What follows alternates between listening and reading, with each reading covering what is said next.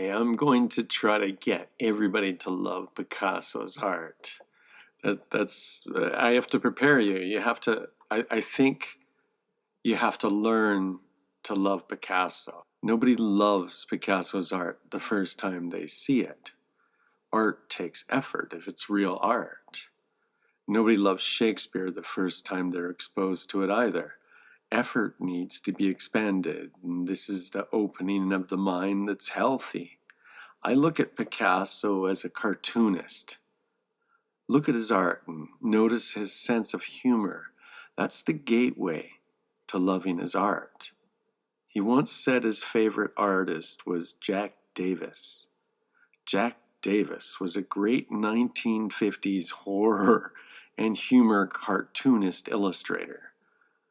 Can you see how that would be Picasso's favorite artist? It's interesting that he said that on some level he's being, I guess on some level he's some sort of Marxist type because I forgive him. I forgive him for that because it affects art in a different way. He might have been really kind of like naive, like this naive rock star type of rich guy at the time, and it was a different time in history. But what he might have been saying is like, okay, I gotta pick somebody that's like a working class cartoonist. Maybe he was thinking that, but maybe also not. Maybe there was some like a sense of vulgarity or something that's lurking in all of Picasso's art that makes it unsurprising that he would pick someone like Jack Davis, who worked for Mad Comics, whose art was used by Dr. Frederick Wortham to ban comics. His art had an edge to it. Okay, Picasso was showing great taste actually for picking Jack Davis. He's one of the great cartoonists of all time. I'm stressing the Jack Davis point so you could see Picasso as a wild cartoonist. Like he mentioned a cartoonist, not somebody like, Man Ray is who I love. He mentioned a cartoonist. This kind of recontextualizes him away from the snobby art world. Look at his line quality, and cartooning is so much about line. This is what gets lost nowadays. It's cartooning is a language. It's the form is part of the language, but the line is another part of the language. And color, especially gradations. You get color gradations, and it kind of kills the line, and it erases so much of the power of cartooning. The expressiveness of line. I could give you an example. So many people have grown up with Bone, Jeff Smith's Bone. Buy his black and white. Buy the black and white. And it blows away the color. You won't believe it because it works with your imagination in a way that the color kind of stops. The expressiveness of line it's so connected with being a human. AI can never understand this. That's the thing, is AI takes art as a word. It doesn't understand. There's a whole realm of art that it'll never understand. And anyway, I think of Jack Davis as a cartoonist in a way, also because his art is best appreciated in conjunction with other pieces of art. You look at a Picasso, and then it's interesting to see the piece he did before that, and the piece he did after that, and sometimes it's really interesting to see a whole period.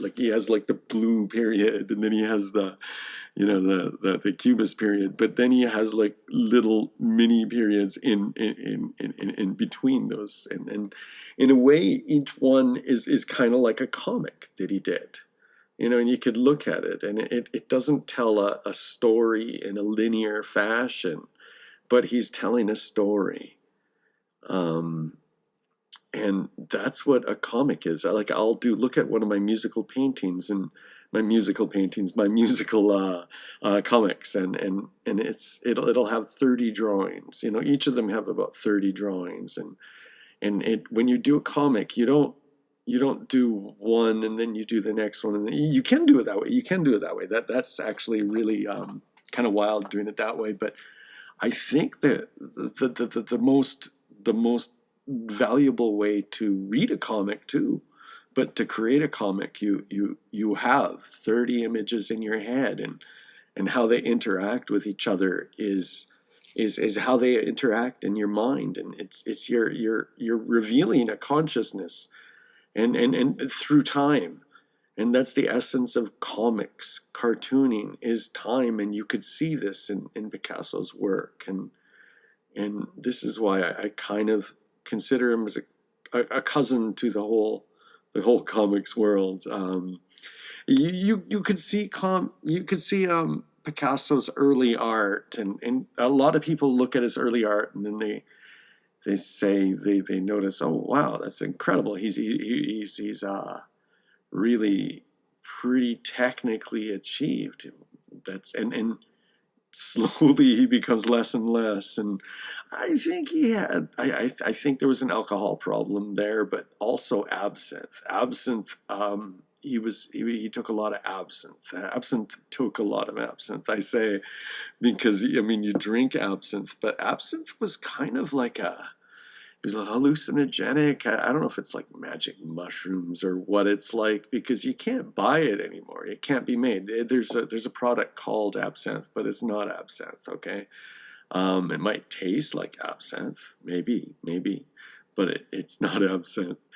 Absinthe was a hallucinogen. It was a hallucinogen, and Picasso loved he loved absinthe. Okay, and his mind became childlike on purpose. On purpose, he really was interested in children's art, but not children's art, but becoming kind of childlike himself, and becoming more primal, and becoming more.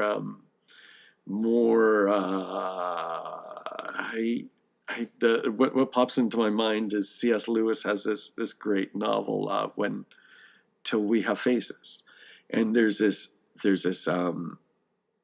priest that has the old religion, and it's this rock, and there's this blood on it, and it's creepy.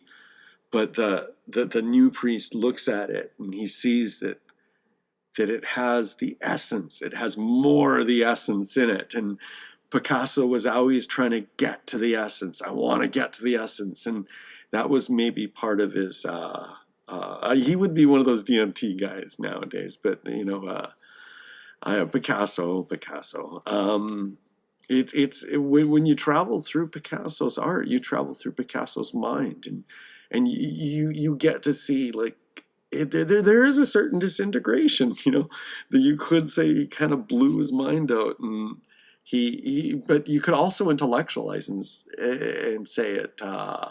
He was affected by photography, and how everything was becoming. He didn't say left-brained, and he didn't say Apollonian. That's the Nietzschean term for the left brain, which came all before the left brain neurological system of behavior was recognized, which is very interesting because it was recognized before it was found neurologically. Anyway, it would have been an amazing experience to see a Picasso-Disney collaboration. But like the Disney in those days, they would get, like, he was really into capturing people's talent, and not very, like, some people bit and some people didn't, and there's a whole movie about him trying to get the Mary Poppins lady, and the movie really romanticized it, but Disney was a little more aggressive, and the Mary Poppins lady was a little less friendly. Disney's too corporate now. They can't do this. Walt was wonderful. Like he'd really capture other people's creativity, and he'd harness it into his own kind of shape that he knew. He knew what would make a great whole. When Walt was alive, I mean, he could have abducted Picasso and, hunted him down. That would have been easy in those days because there weren't nutsos like there are today, like, and everybody has a bodyguard, of course, yeah, but pay him money. I'm not talking about don't pay him any money. I'm not talking about abducting Picasso against his will. No, no, no. Disney could have paid Picasso millions of dollars, and part of the deal is they get to abduct him, and Walt's goons, the Beagle Boys, get to rough Pablo up, kick him around, drag him from a moving vehicle. Who knows? Maybe Walt tried. Maybe he tried it. He tried to nab Salvador Dali, but Salvador Dali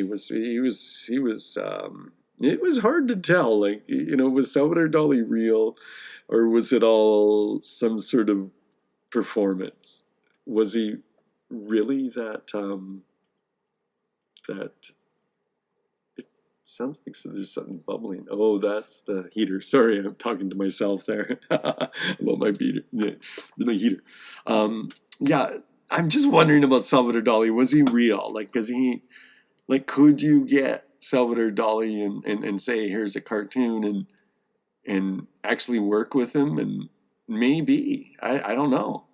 That would be really, really interesting if they would have done that. But anyway, Hitchcock took Salvador Dali and managed to get something, and Disney tried, but it just never came to fruition. Okay. I mean, if Disney was able to make those movies, imagine that the Picasso movie would have been about the Minotaur. I just know it would. You look at Picasso's art, and yeah, the Minotaur, you'll say.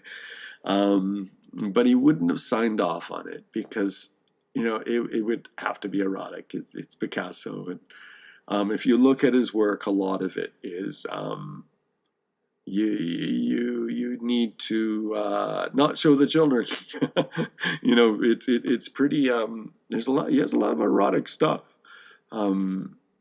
He had a whole series of wives, and it was really strange because they stayed with him. And it's hard to tell if it was like a harem or if they just, oh, it's not my turn anymore and that kind of thing. But he lived the life of a rock star more than any artist ever has in human history, it could be said. But Dali was also special. He was unpredictable, way too unpredictable to make a cartoon. And you never know because it's so surreal, but it all makes some other kind of sense, and you never know, it could have like some sort of obscenity that isn't noticed until later. It's just, it's Dolly. Jonathan Richman, the musician, the guy that sings songs, great stuff. He has a song called Pablo Picasso where he says, nobody called Pablo Picasso an asshole, but they did call him one, and lots of people did.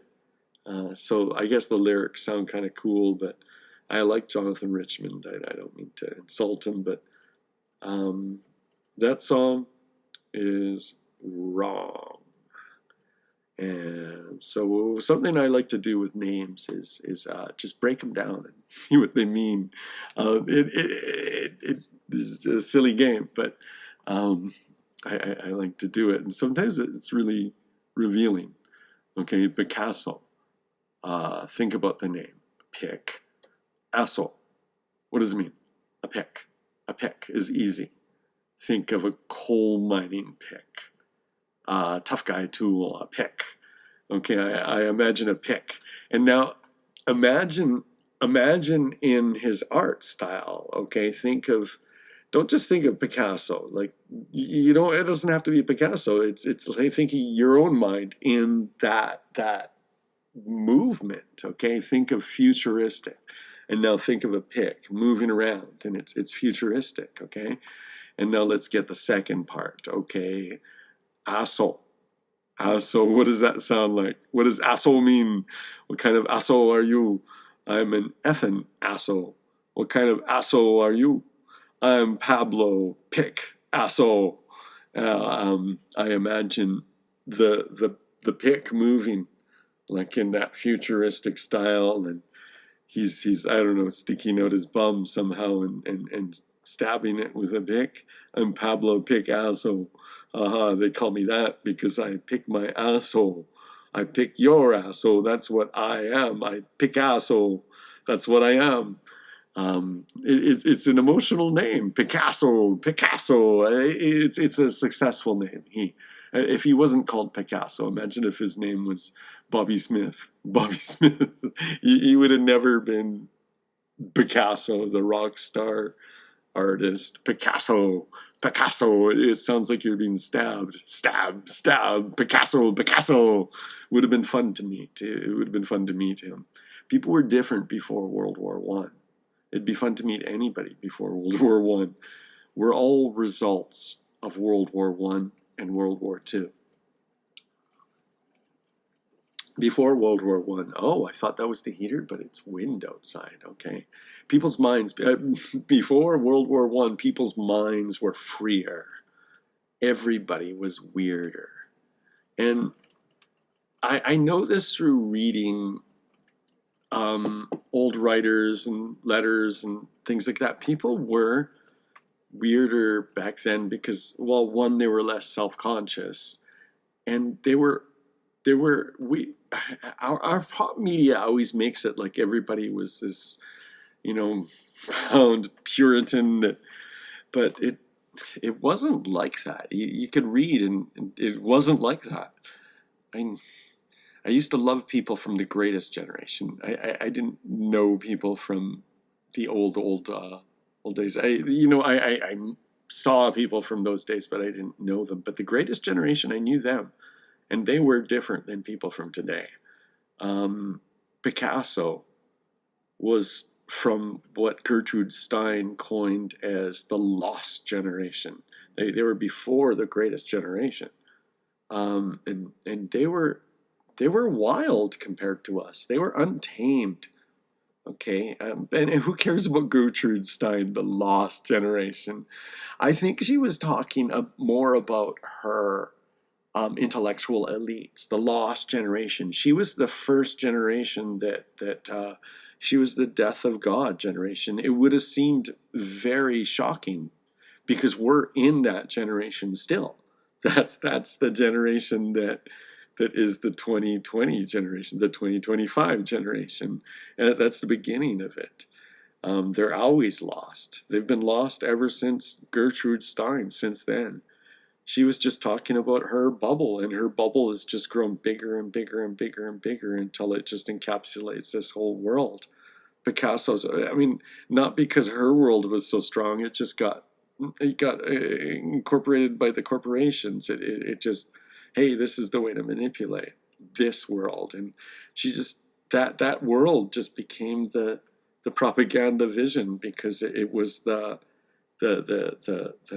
image generation, around that world. All the great writers and artists were around that world at that time, the Gertrude Steins. And if you read her, it's not worth reading, but the people around, it was like a scene. Picasso's portrait of her is how she's remembered now. She complained. I laughed because she complained after the portrait.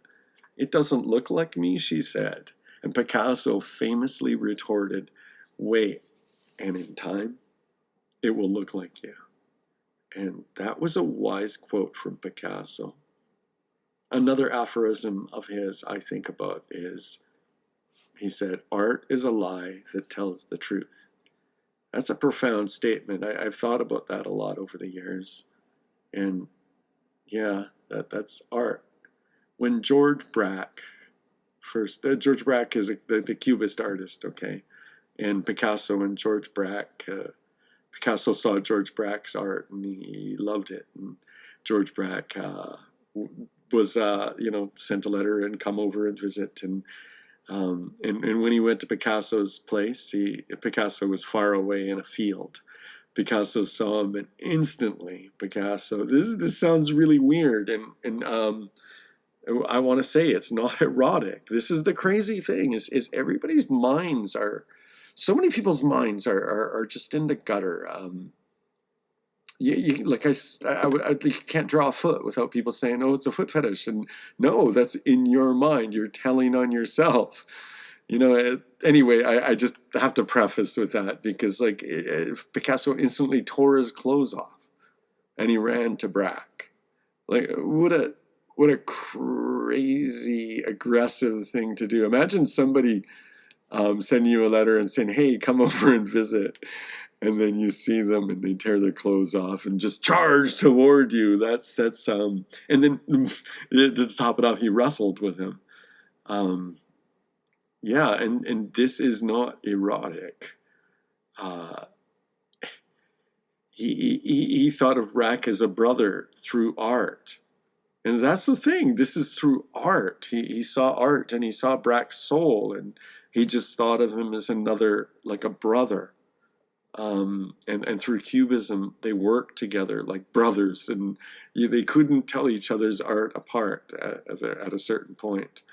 And yeah, try looking at them at that phase, and their art was they became one brain, or not one brain, but you could do it yourself too, and that's kind of what I'm saying. It's like it's not like there are ways of seeing that through the 20th century artists they found ways of seeing that artists can do now. Like you can take the way Picasso morphed a face and draw that way. Like because when I draw people, they move around. I draw people like out in the world and they'll move this way, that way, and if I draw it like and I don't worry, and I just like, oh, that person moved. Now I could see both their eyes, and draw both their eyes, and then that person moved, and now I see their back. Draw their back. That person like picked up her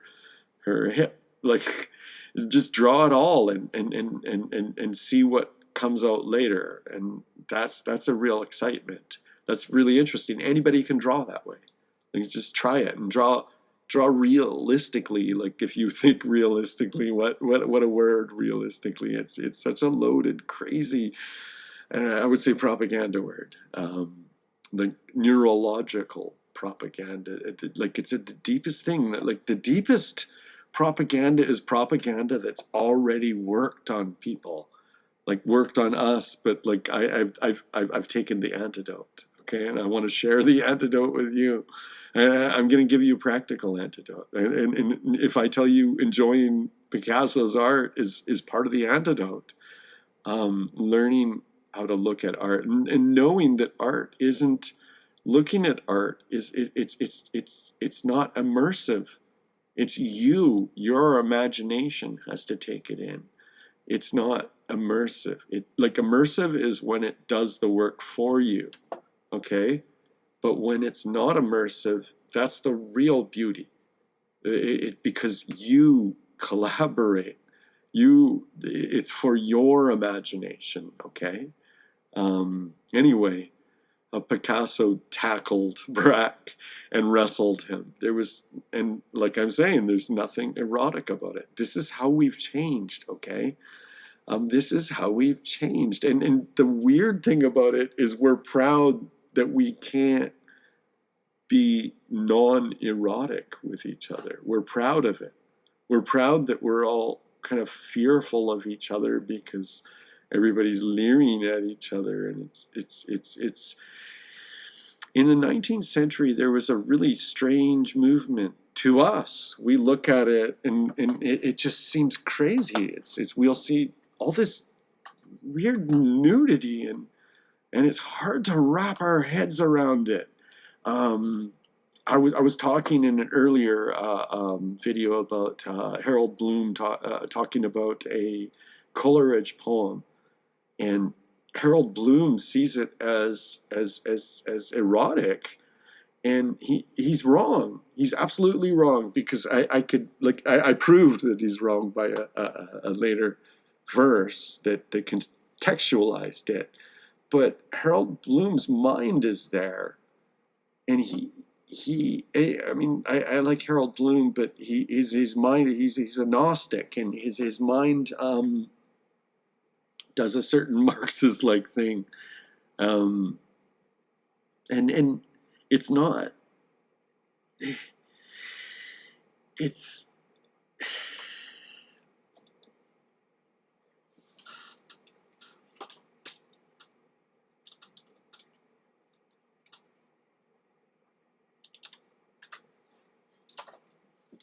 it's not erotic. It's the same thing as someone looking at a drawing of a foot from me and saying it's erotic, and it's not. It's not. It's the person that has changed. It's the person that can't see the innocent, the person that can't see the simple or the innocent. Okay, um, and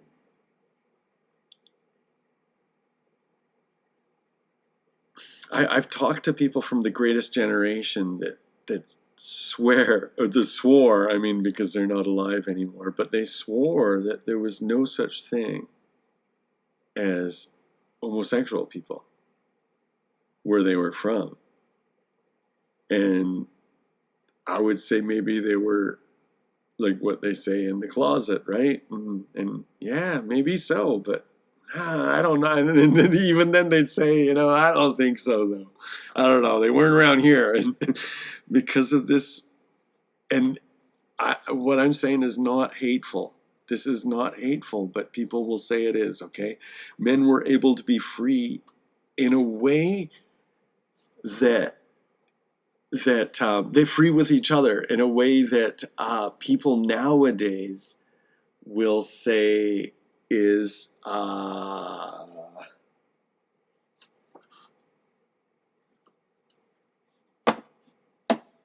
people nowadays will say it's erotic, but it's not. As a person, like, but people are they're hooked on this idea where they could say it is because they say it is, but it's not. Like, it's the beauty is in the eye beholder thing, and uh, okay, but still, like, Coleridge never meant it to be that way. That's not what he was writing, and you change what he wrote if you want to turn it into some erotic tale. And why am I talking about this? Okay, I want to say, like, how there's a freedom in Picasso's mind, because there was a freedom that like, everything was a uniculture, okay, and you could be free in a uniculture. If you're not part of the uniculture, you're not going to be free within it, okay. And so I understand if people are going to say, well, I've been in the closet and I wouldn't have liked it.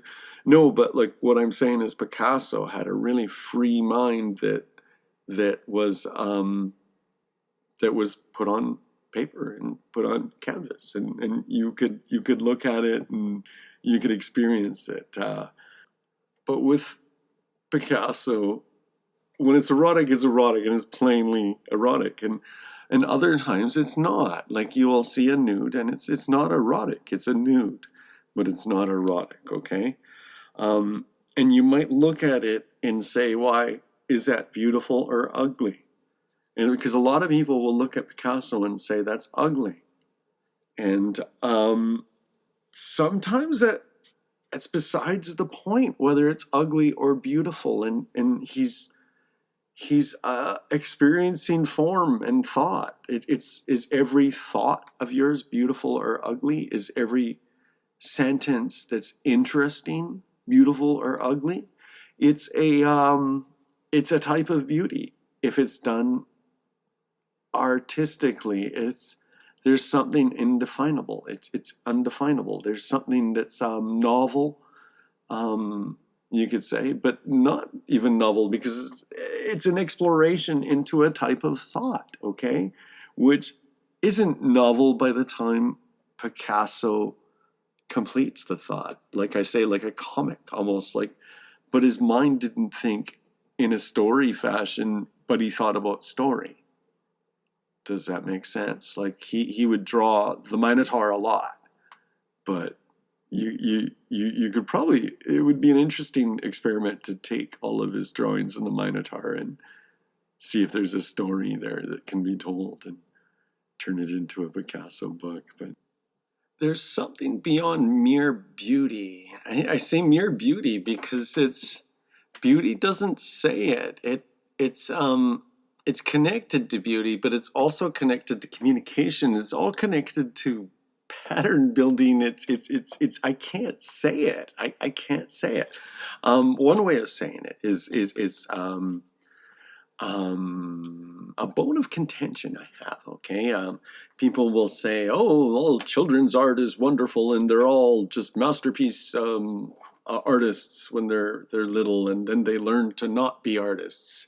That's a complete lie. That's ridiculous. Okay, I love children's art. I was always looking at all the children's art, and as when my kids were little, I used to look at, they used to have the children's drawings and all their art, and I used to look at all the other classes, and I used to read all the stories and all that kind of stuff. And I could tell you, um, there would be two good artists in a class, and that would be it. You know, I could look at children's art, and they might be in grade 1 or 2, and I guess if you're not an artist, or if you're not, your mind doesn't understand this. This is what I'm trying to tell you. Understand Picasso, and you'll understand children's art is when it's honest.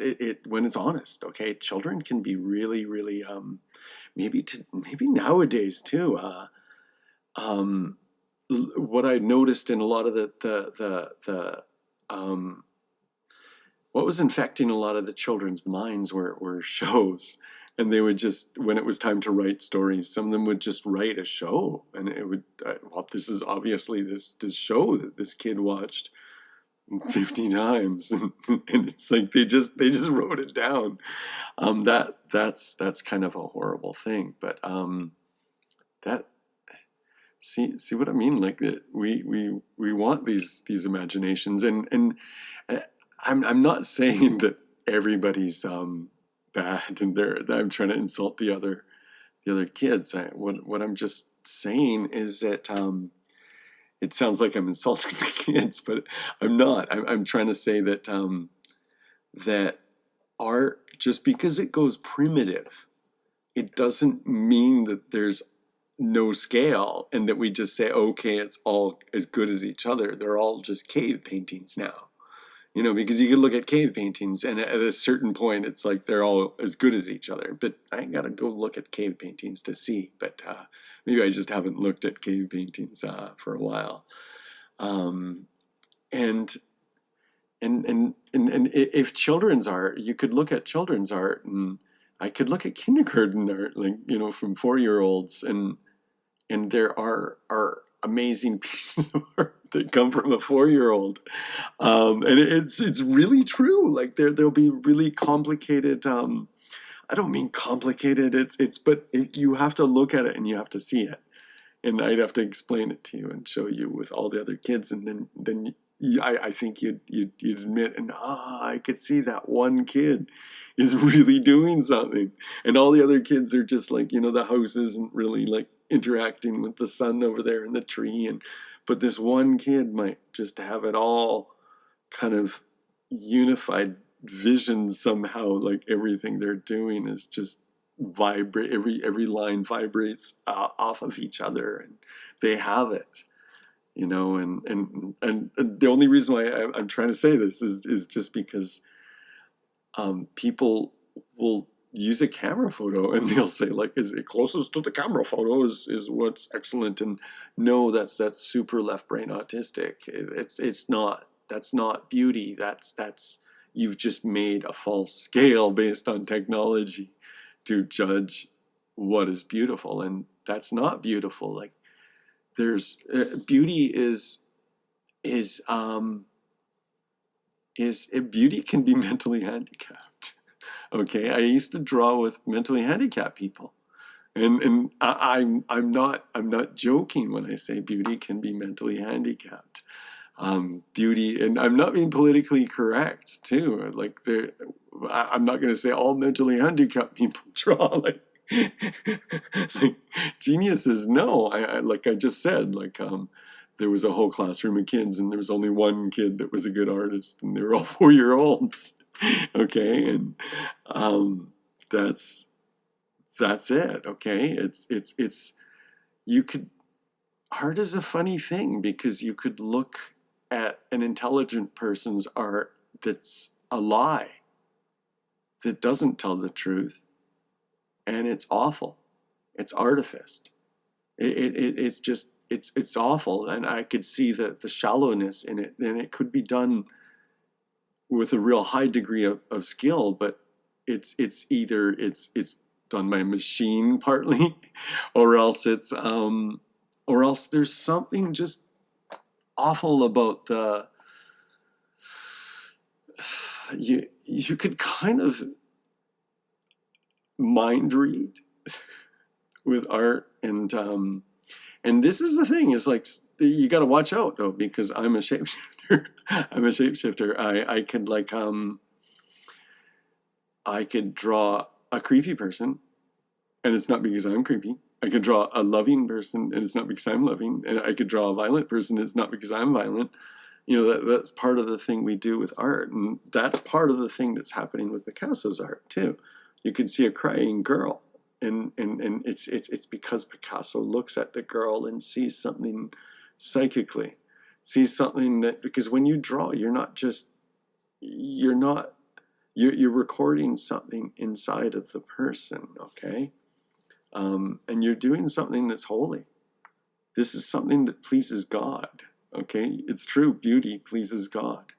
It's one of the 5 stated things that can please God. I don't want to say the biblical quote or anything. I could look for it, but that's not what I do. You can find it. You could just search for it. And the 5 things that please God, and one of them is beauty, and it's considered one of the 3 transcendentals by the Catholic Church, and maybe the Orthodox too. I don't know.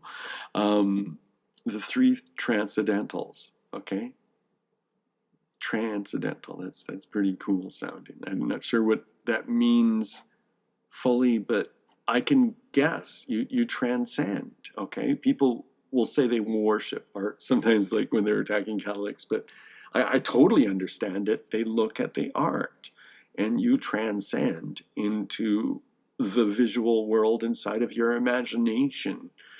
People that don't understand art, they'll say that they're just worshiping the picture, and they're projecting. It's because they don't transcend. And you could look at art and transcend, and that's like Picasso. You might not want to transcend into where Picasso is taking you. Maybe not, but I think it's pretty safe. It's pretty safe. It's unless it's his erotic stuff, maybe stay away from that stuff. Because your mind, it transcends into the visual center of your mind. It's the right side of your brain. Okay, it's that's where Picasso's art is, and there's another side of your brain that'll draw things like a photograph. Okay, but that's not the part of the mind that Picasso's art is. Picasso's art is where all the wild stuff is. It's where you're going to meet God. It's where dreams are. It's where they dwell. People that don't like Picasso have not grown that neuron. Okay, and you want to grow that neuron. Subconsciously used technology and the camera and specifics to define their sense of beauty. If people do that, it's a false wall. It stops them from realizing beauty. Okay, they see everything as like how much work it takes or something like that. Like I remember my dad, my brother made him a bowl and woodwork, and he just it was her birthday present. Okay, and I say this just off the top of my head. I feel kind of bad because I'm talking about my dad in a way, but he died years and years ago. But my wife talks about this. It's where my brother's face sort of fell, and because he made this beautiful bowl, and my dad, he applied a rating scale to it, and he said, this would be made for 10 cents by somebody in the Philippines. And it's like, yeah, it's true, but well, that connects with AI, that comment, right? Because it's like, that's what people are going to do with art. Is a lot of people will. They'll look at it and say, why?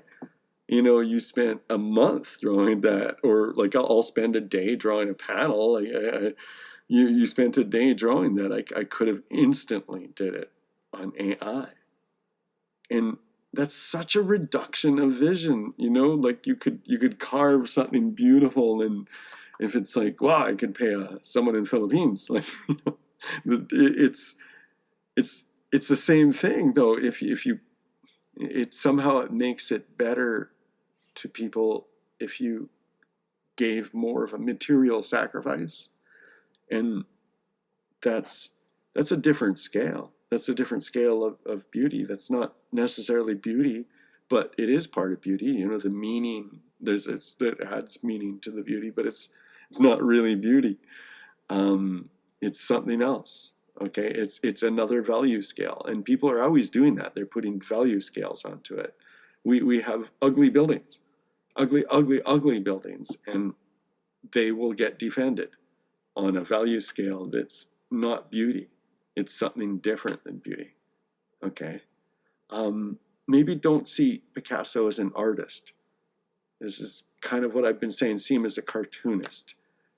It's but maybe seeing cartoonists, like, do you see cartoonists as artists too? That's the funny thing, because with gradated color, it makes people ignore the actual cartooning.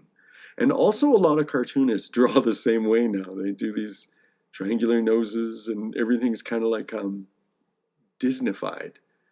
But I sound like I like Disney, but I like Walt. I like the days when Walt was around, and really doing the cartoons with the people. Those are the days. And then after that, I don't like it. Okay, I like it. Like, if you watch the Silly Symphonies, and it's so beautiful. You see the pencil. You see it's amazing. You see this. You see every drawing. You could see it, and you see it moving, and it's just amazing beauty. And we lost so much by through technology. We lost the form. We lost the beauty of the form. And that's not the sacrifice. Someone will say, you're talking about the sacrifice, the time put into it. I'm not talking about that. I'm saying it transmits the soul. Somehow someone draws it, and if you don't believe in the soul, or you don't see that part, it's invisible to you, but it's there. And I say, watch the Silly Symphonies, and don't watch them for story. Watch them for the art, and it'll blow your mind. Okay, everybody's an artist. That if you learn, you have to learn. You have to, like, draw real people. You don't draw other artists and copy their art. You draw people, and you draw it, and you draw it, and draw it, and then you get your own vision and your own style. But what people do now is they draw in this kind of Disney way, or the anime way, and it's not true. It's not a lie that tells the truth. It's a lie that tells a lie. Okay, they're drawing pictograms. They're not drawing real people. The old Disney cartoons I highly recommend them. Silly Symphonies. But after that, say something like Bambi. Okay, every character was completely owned by an individual cartoonist. Like, so if you were a cartoonist, you were given one character, and you did that whole character, the whole movie, and that character had your soul in it. Okay, you could watch those, and they have there's real people in all of the characters. They don't make they don't make anything like this, and they haven't made anything like this in at least a half a century. Okay, it's you don't see it anywhere. You could see it actually. You could see it in, like, say something like, well, Old Bakshi. That's really lowbrow and obscene and everything like that. But he was getting into, like, away from the corporate for a little while. But it's really trashy. You have to be prepared for it. Heavy Traffic. American Pop is he's tracing photographs, so it's transhumanist art, right? But there was an edge to it, and there's some kind of feel of humans behind there, even though they're tracing it. Um, and that's the whole thing. Is like, when you get, that's what it's that tracing photographs of Ralph actually doing that was more human than what we have now, and so that's why you got to see the old silly symphonies, and the old ones, like watch Bambi and notice that each character is a different human being drawing them. Okay, and Walt would get down on the ground and he'd act like a bunny, and and they'd think about the bunny's character, and they'd imbue their souls right into the characters. And my point is how human the art was. It was human. Okay, when you see art, you're seeing a person, and when you see Picasso, you're seeing Picasso. And people say, I don't like Picasso, but you've never seen a person before. And they'll say, what? And you ask them what their art is, and it's always like things that are impersonal. There's so much art that isn't a person. And it's impersonal. And there's so much art that's like fake and pretending to be personal art too. But Picasso's real. It's a real person. So look at all of his art. Don't just look at one piece. Look at it all and say, this is a person. This is part of this person. This is their soul. Each character in old Disney movies, you will see that in it too. So, but it's funny because I'm sort of taking Picasso out of the art world, and I'm comparing him to animators and cartoonists, because the art world was so monetized that the 20th century art, there's a lot of real fake art in it. It became marketing. Disney too, it became marketing, a drawing style based on marketing. Like when I was in graphics, they tell you draw this way, and never show teeth, and because people get creeped out by that. And if you draw something in your, like, as a human, people get creeped out. So if you look at Picasso, you're seeing a human, and can you see a human? We all want to see a human. See humans, and imagine if everybody was able to draw themselves onto, I don't mean a picture of yourself, I don't mean a selfie, I mean draw your psyche and put it down on a page. There's something wonderful and freeing about that, because, and then that's Picasso's. Okay, everybody has their different one, and if everybody was able to do it, you'd see hundreds and hundreds, hundreds and hundreds of different. I'm acting like there are only hundreds and hundreds of people in the world. You'd see billions of them, and that's the amazing thing, is you wouldn't see billions, because at a certain point you'd start seeing, like, psychological characteristics repeating, and different types of people that you never imagined were similar to each other, and you'd say, wow, you draw in a similar way, and they never met or saw each other's drawings, and you'd see stuff like that, and that's the crazy thing, is we can't read each other's minds. But with art, you could read each other's minds, and people will look at art and they'll think it's just like, the only issue with art is it just illustrates a word or something, and it doesn't. It's more than that. Okay.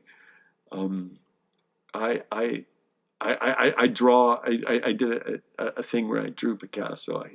I draw him here, like I did Guernica, and it's fun to draw in different people's styles sometimes, and just sort of walk in their minds. Okay, I can experience the beauty of Picasso's soul drawing like him, and then of course I veer off and draw like me, and but try to still keep him. It's a wonderful experience. I did it for Guernica. I don't know how many. Did it take days? Did it take a day? I don't know how long it took, but it was a wonderful few days. I, and like when I told you about how free he is, that's something you got to see. He's free, but he's like I say, there's a diminishing quality to his mind. And part of it is because he was like self-destructive and kind of a wild man. And I told you about him throwing his clothes off and wrestling. Someone that he never met before. It's a real leap of faith that the other person wouldn't just punch you. But people must have been pretty cool back then. I've been reading a lot of old stuff lately, and it was. Those times get demonized a lot, but they were wonderful. Okay, people were wilder and untamed back in those days too, and I have to repeat again that there's nothing erotic about the wrestling and doing that. It was or skinny dipping, like people would skinny dip, and it wasn't a big deal. You just assumed that the other men had zero desire for you, so you didn't. There was a comfort in being able to be with people that you knew wouldn't feel any of that kind of feeling, and you could just forget about all that, and men could be friendly in ways that people today just can't, because our whole culture just became too sexualized. Everything. We have a flag it's like the world flag, and it's like, yay, we do this. Why do we have that? We've become so materialistic that that's how we define ourselves. It's, Jesus kissed John on the mouth. That wasn't erotic. There was nothing erotic. Saying so means that a person has gone down the deep end of, if you see a beautiful drawing of a foot and say, well, instead of enriching your imagination, because a beautiful drawing of a foot is no small thing, and they can only think of a foot fetish. That's people today. Okay, get away from that, people. Get away from the moving image. The imagination is fed by the still image. Okay, because you the viewer have to.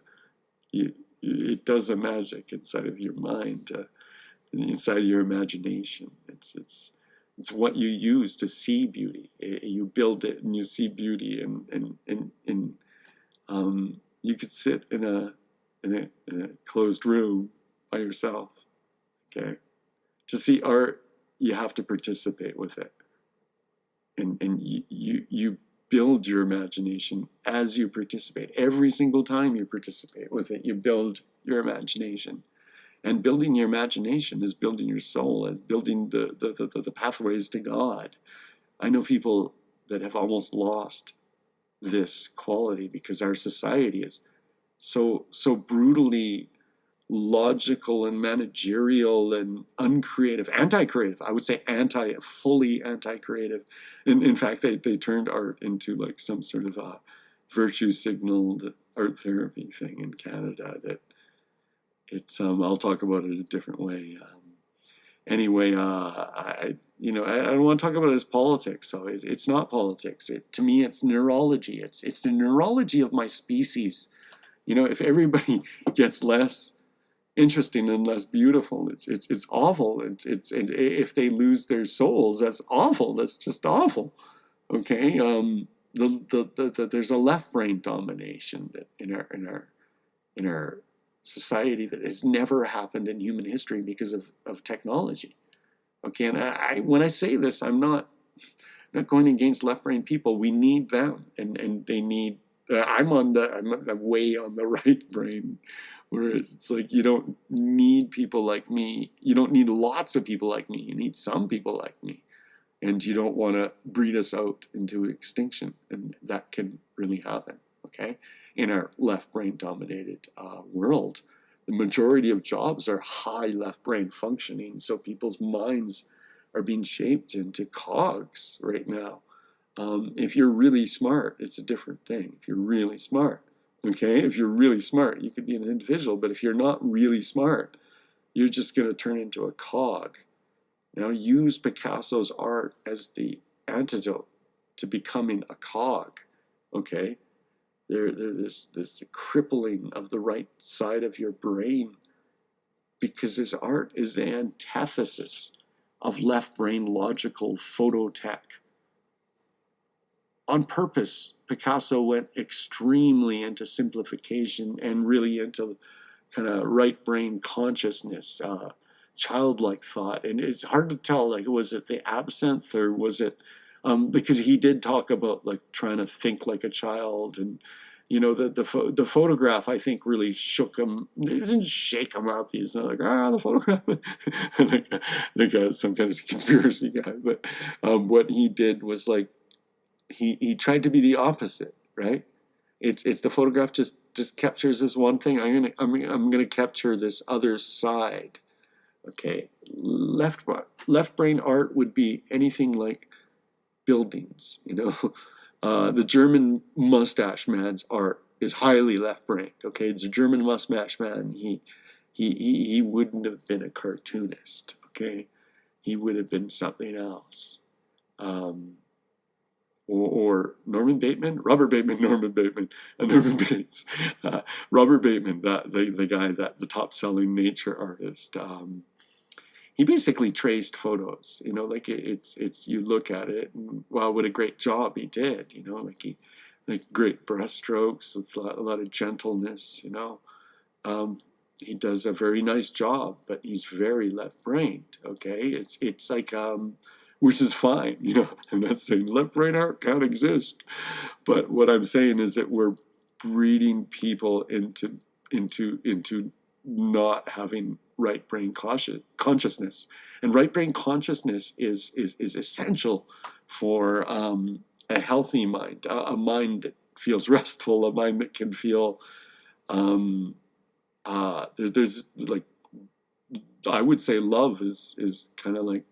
You can love with and be totally left brain, but you could feel you might not feel God, but you could be totally God doesn't ask you to feel him. He just asks you to love him, and you could still love God, and but you won't meet him in the same way. Okay, if with the imagination you'll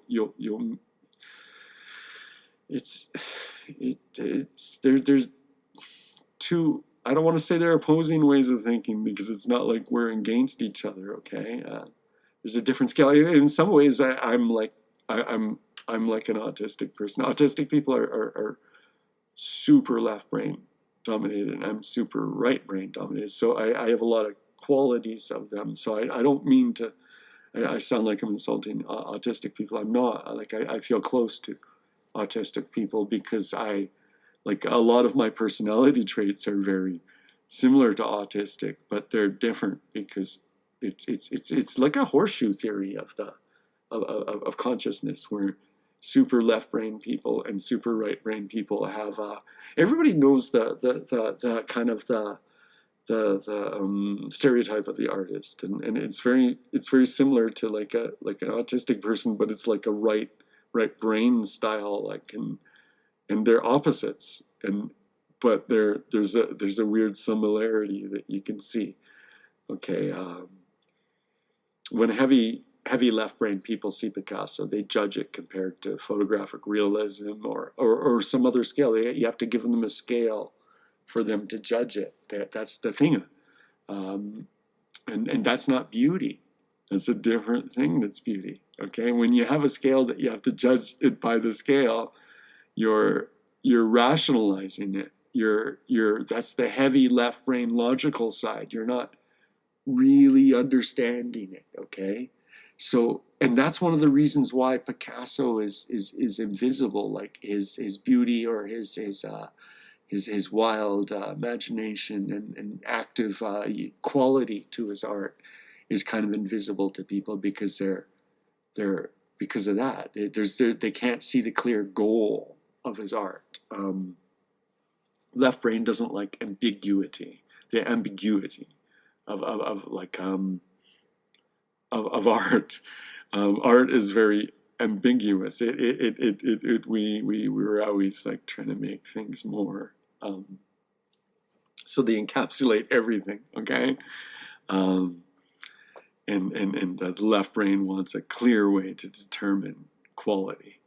You know, that's their belief and their compulsion. You know, some people are very left brain autistic, and we need those people. We need them. In no way am I putting them down, but they don't see beauty, and they're building our world, and they're making the decisions that of how it's going to look. Okay, and increasingly the right brain people. I'm going to tell you something funny about right brain people.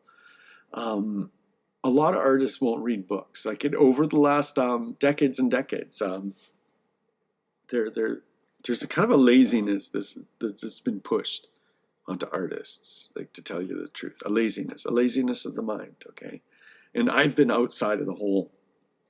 I've never been an insider, so I've always had a different. And the cartoonists are always more.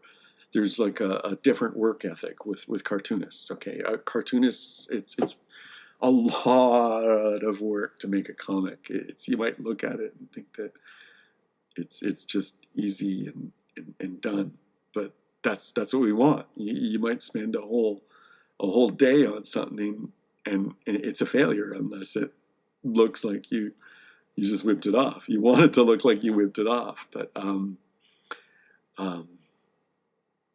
it's not like people want there to be a sacrifice for the beauty and like what I was talking about, my dad sort of totally dismissing my my brothers. I feel but I just like things pop out of my head and I can't stop that from happening.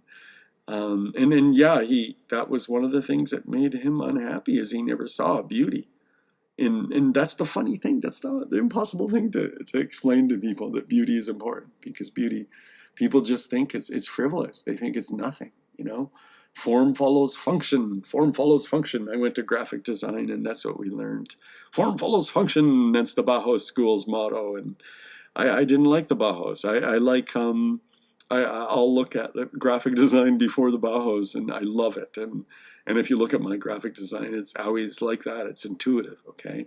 And I like it to be flawed and intuitive and just fresh and from the imagination. And so my mind and my imagination is on the paper rather than I'm trying to fashion something that is logical. Okay, it has to be magic. You have to get past that. Magic is a funny word. It's a loaded word. Okay, stackable chairs. That's magic. That's a type of magic. Okay, that's the Bauhaus school's magic. Okay, stackable chairs. Isn't that amazing?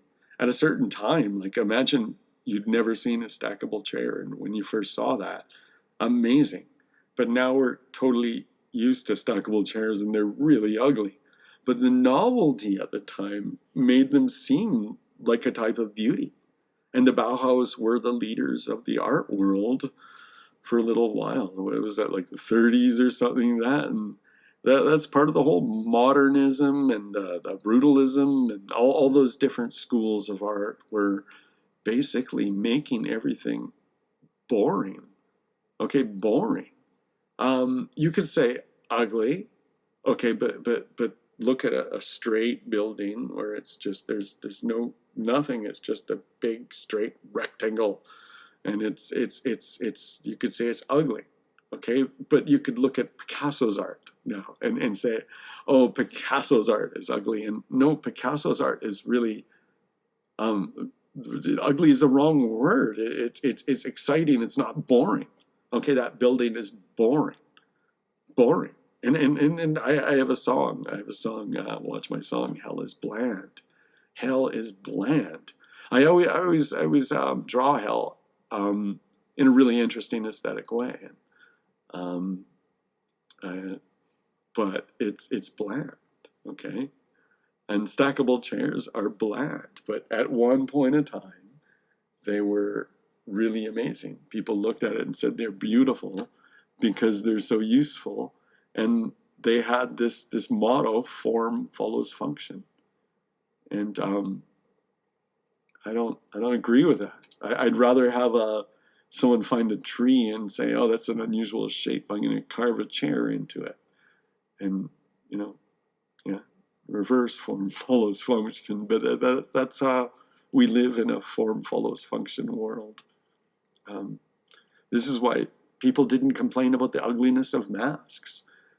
It was opposed by people not wanting to obey. Okay, on a political level, okay, which I'm not talking about. I'm only talking about the neurological issue, okay? And it is a neurological issue if people never recognized that it made the world bland, a type of hellish ugly.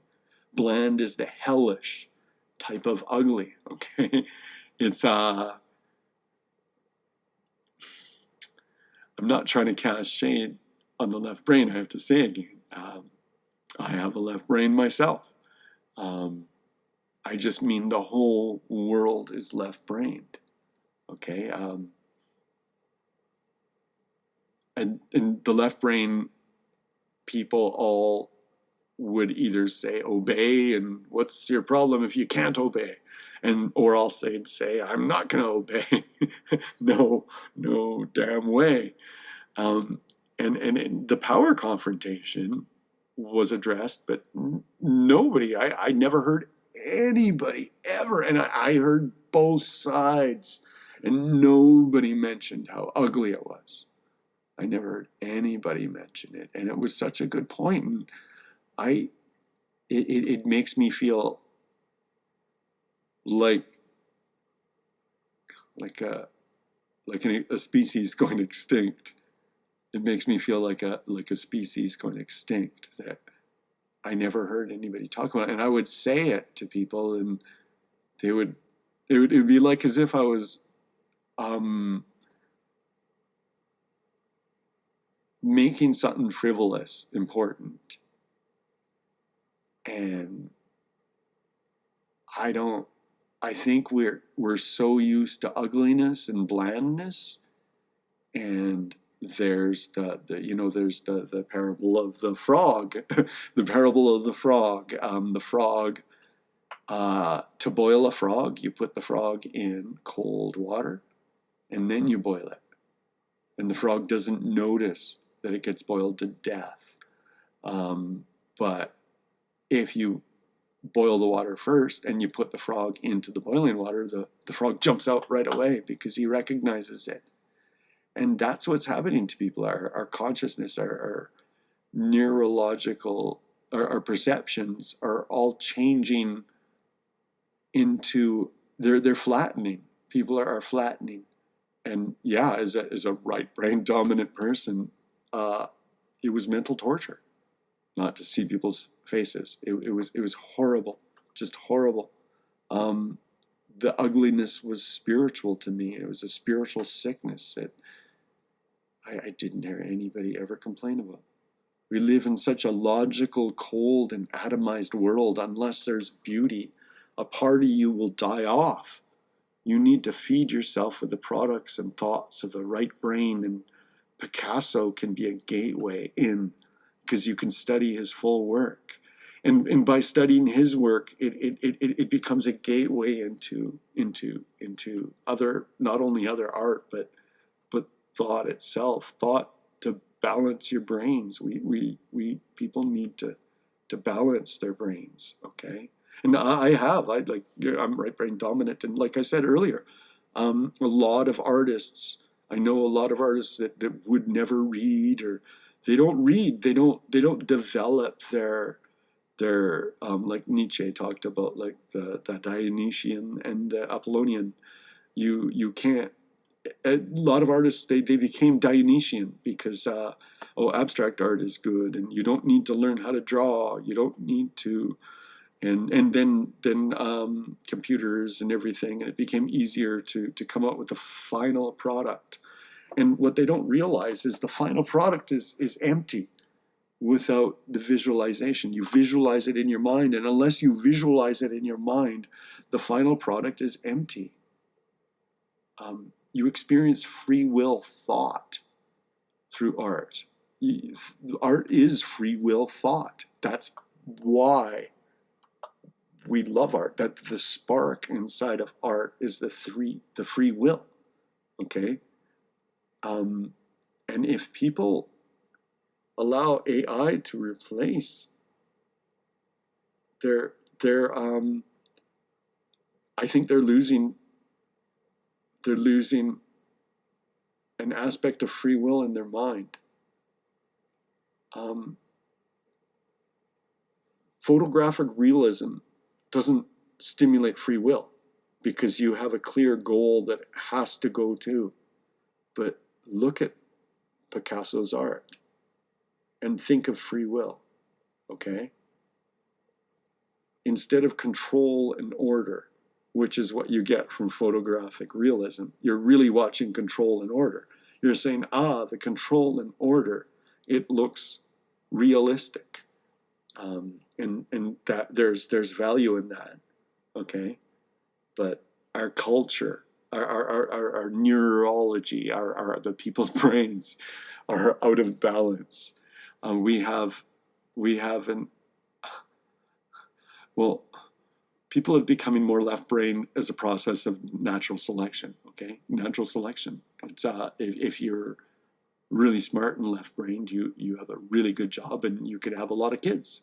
You could afford to have a lot of kids. Okay, and that's a unintentional social engineering. Okay, that's unintentional, I think.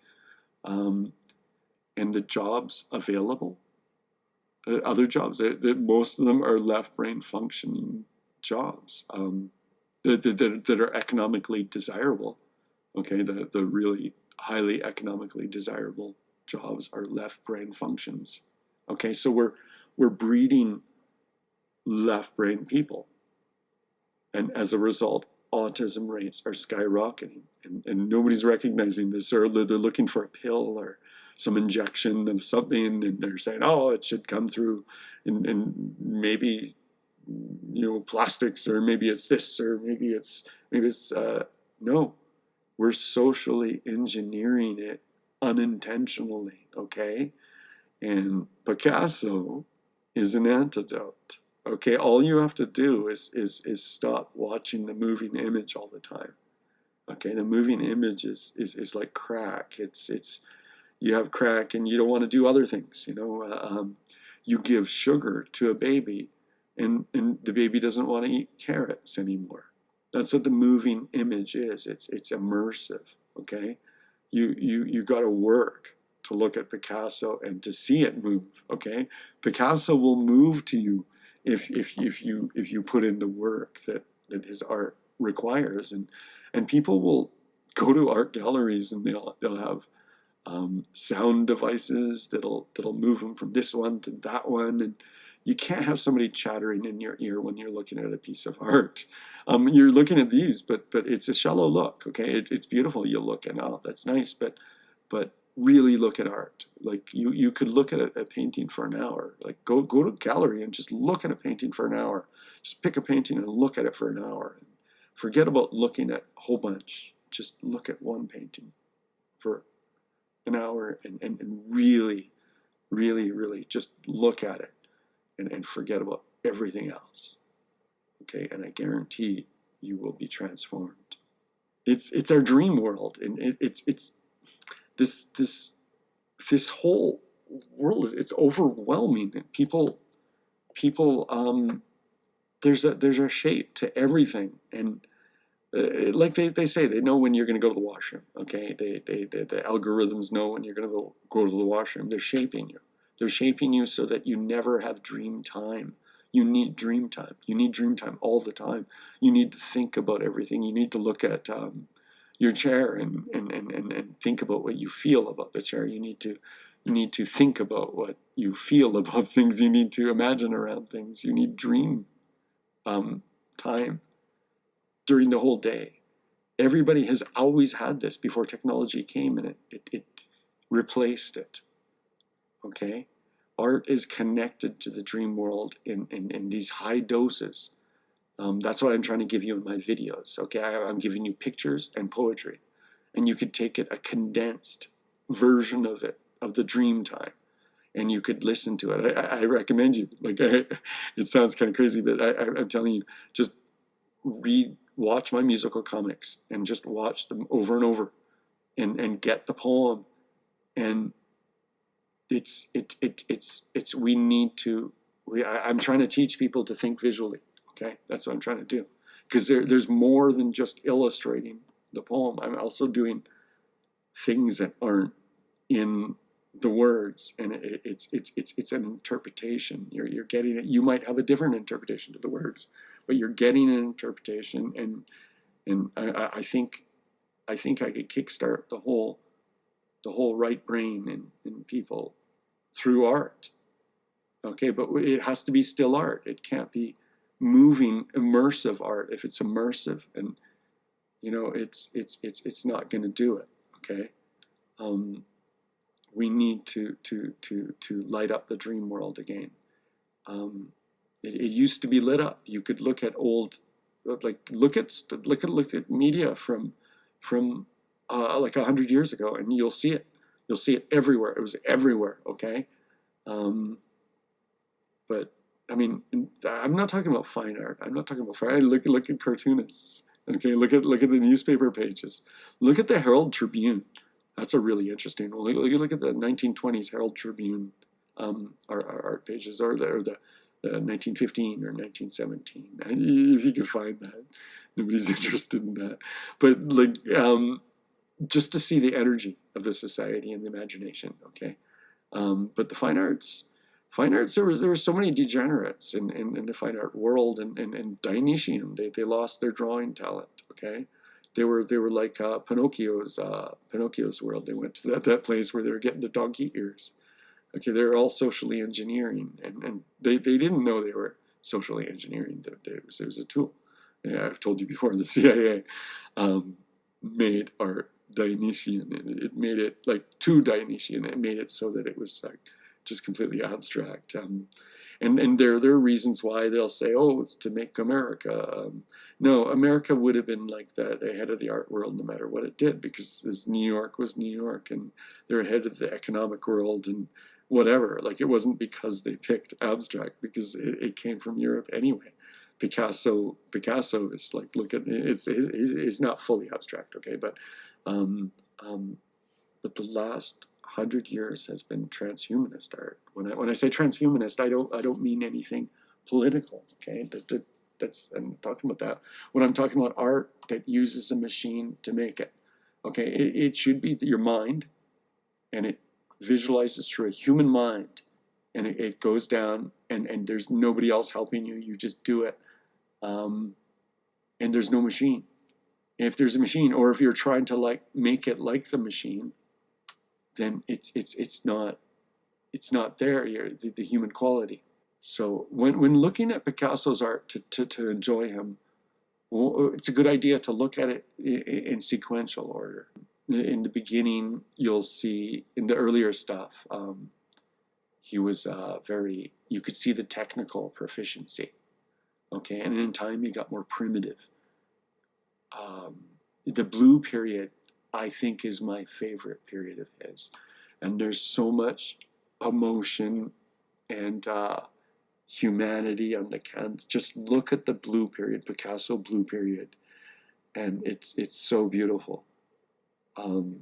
We're so used to the slick styles of today. In the 20th century, artists would use the airbrush to try to erase the human touch. This is on purpose. People wanted to not have the human touch. Okay, it's this urge inside of people to get rid of the human. People are worrying about it, but at the same time, they're like, "Oh, let's see the next CGI thing," and they'll say, "Oh, things should be they're authentic," but at the same time, not everybody, but there's a huge craving for the corporate and the clean, and like I say, the airbrush. The airbrush was to get that computer generated look before computer generated even existed. People want cleanliness. They want antisepticness. They want to look at teeth and not see the lines in the teeth, or else they'll think it's creepy. There's a natural push to annihilate the most human parts of our minds. It's a strange thing. You know, they looked at beauty. The theorists of the buildings, modernist buildings, and they looked at beauty as oppressive. Beauty is oppressive. Like, see, and they looked at function as the number one quality. That's all great as long as it's balanced, but it's not balanced. Okay, and I proved it. I proved it with I proved it. The autism rates. I think it proves that there's an imbalance, and it's heavily weighed to the left side, and we could see just working on a computer and getting kids on computers, and by stopping the imagination. People are stopping the imagination with moving images. You give a baby moving images, and they're not going to want to look at a still picture. You give a baby a television, and you tell them to press the button to change the picture, and somehow kids like pressing buttons, and you're programming them to be passive in the mind. Okay, and Picasso's art is an antidote. Okay, real art is an antidote. Poetry is an antidote. Thinking without the immersion. I kind of feel like I'm like going to be misunderstood, where this guy thinks he's high on himself, and he's like, no, that's not what I am.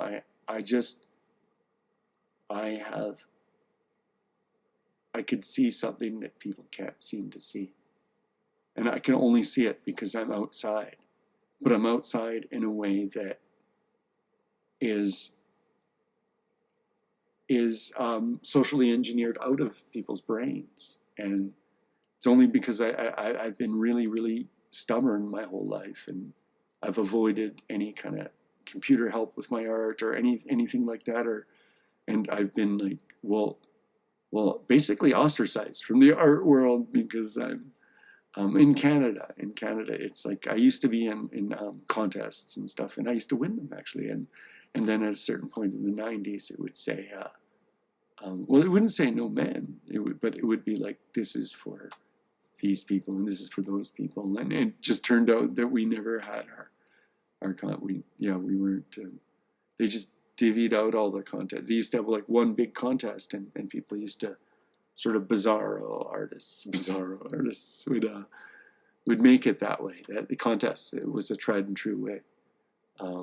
And so I'm not complaining. I'm just saying that by not being part of the group or being invited into the group, it forced me to be sort of unique and sort of just honest, not influenced, not, I don't want to say not influenced, because I know all art. I could say I love all art and illustration. And I'm only saying this just so that I don't come off like some guy that's like, oh, I'm high on some horse and I know what's wrong with you guys. You guys need to be more like me. No. I'm this freakish person that's like on the right side of the brain, that like I'm a canary in a coal mine.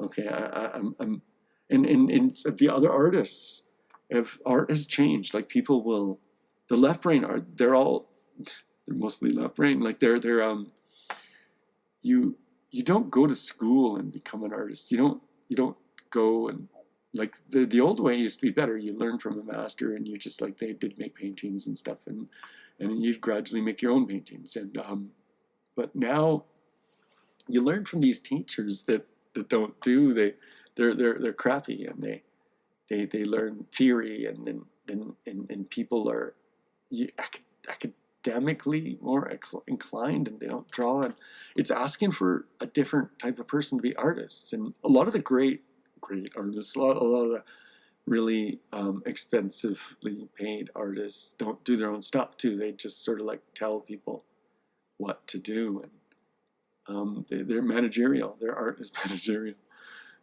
So what I'm saying is that's the reason why they don't get it. I think to be a cartoonist, that's the real art.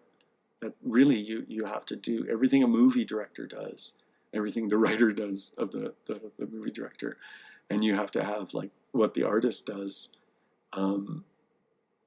drawing wise. There's a lot there, and it's the real art. And I think so much art is cartooning is real, and so much of it is I don't know, this Dada thing ever since 1915, or so it's art is in a stasis. It's in a it's stagnant. It's stagnant. It's funny we call it modern, and it's funny, like you could talk to artists and they'll think I'm old fashioned, because I draw, and I for years and years and years I've had artists tell me I'm not an artist, and it's funny, I've told people, and my wife has heard. It's like I've told her, and I'm sure she thought that, why, that sounds crazy, and so they do say it. Artists will look at my art, and they don't know how to draw, and they'll say, "You're not an artist." And, oh, I'm not, and because they think that we're still in the print days, and you can make lots of money being an illustrator, because my stuff looks like illustration because I draw. But Picasso's stuff depends what period. Like if you look at him in his blue period, he looks like an illustrator. If you look at him like in some periods, he's very, very tight. Okay. And other times, like I say, it might have been too much absinthe, and it might have also been because he intentionally went in this kind of like into this kind of a philosophical, ideological movement in a way to be like a child. And anyway, Picasso's art is the antidote. I mean, we all, I don't want to say the child thing, that's kind of silly and naive. Can't really say I have that, but you there's something naive and innocent inside of yourself, and you could draw it out of yourself, and it's still there, okay, and it's somewhere on the right side of the brain, and Picasso's art will draw it out. Okay, check out my comics down below. It's I have links. I have a whole bunch of other stuff, but I can't sell it yet because I need to have some people that will buy it before I can put it out. Anyway, so I have some good links here. Check them out, and like look down below. You have to press the little thing, and there's all the links, and I have like 4 or 5 for sale there. And I'll talk to you another time.